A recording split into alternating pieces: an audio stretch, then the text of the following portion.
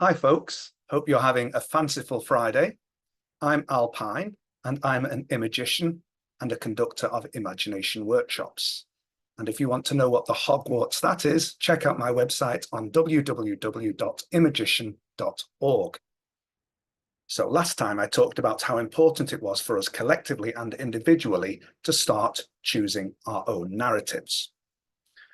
One could be forgiven for thinking that using your imagination to navigate your way out of hell is somewhat akin to blowing kisses at a machete-wielding maniac who wants to kill you in the hopium that he will consequently see the error of his ways and leave you alone. So if you think that, I forgive you. It doesn't have to be this way, though. Thinking like that is somewhat akin to believing that you have to drive the same way whether you're overtaking someone on a country road with a clear 2-mile view of the oncoming lane or are 5 seconds away from a head-on collision with an oncoming 40-ton truck. I know I don't have to point out the blindingly obvious here. A different approach is necessary for these two different scenarios. If you can honestly, hand on heart, say that you are under real, imminent, actual, visceral, physical attack in the same way that you would be 5 seconds away from a head-on collision with a big truck, then you should absolutely take immediate evasive action to the fullest extent that you are able. If you're not, though, if you're only being told that you are under real, imminent, actual, visceral, physical attack by some talking head on a TV screen or on some social media platform, the chances are that even if the talking head has correctly identified a real danger, you have been graced with a modicum of wiggle room. The talking head's communicated sense of urgency may very well be relevant while at the same time not being identical to yours. The talking head may be 5 seconds away from a head-on collision with a huge truck. You may be hanging back a few hundred yards. It doesn't mean the huge truck isn't real, or the talking head is making shit up, or that no one actually is in the driving seat, or that someone else is in control of your car, or that the road is booby-trapped. It just means that the talking head is over there, and you're over here.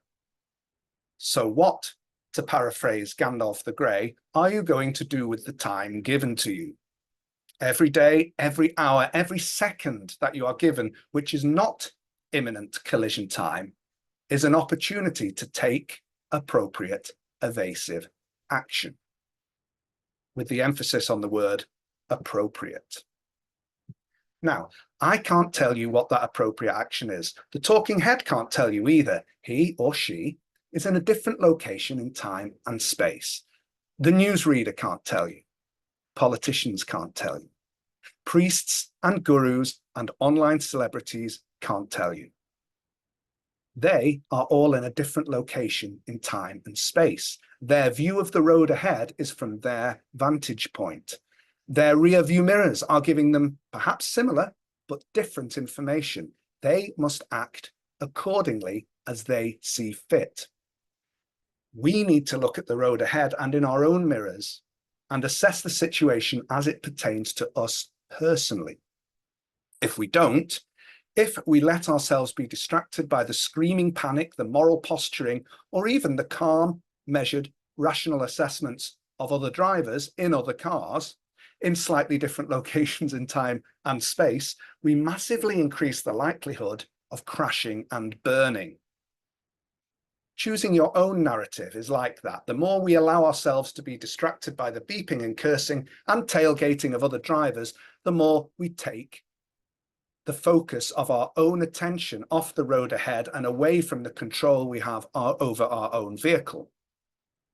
You're in the driving seat of your own experiences in life. Yes, it is a dynamic game, and there are some very hard and very scary obstacles to avoid and choices to be made about when to overtake and when to hang back, and 1,001 other little adjustments. And lately, the traffic has been growing a little bit dense, to say the least. It's not wishful thinking or hopium to remind yourself that you are in the driving seat.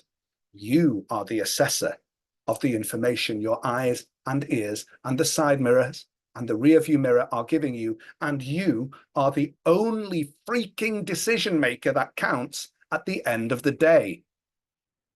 Not the impeccably qualified dude on the radio or the popular chick on TikTok who seems to know everything there is to know about driving and would call you all kinds of names if they were in the car with you. You. If I crash, it's on me. If I've steered myself into a situation where a crash is unavoidable, maybe it's because I haven't been paying due attention to my own surroundings and have instead been focusing too much on some fool who is driving on a different section of road telling me how I should be driving, what the road ahead looks like, what the mirrors are actually showing me, when to brake, when to accelerate, and what gear I should be in. Your narrative is informed by your own experiences and by where you are in this present moment. So happy driving, folks.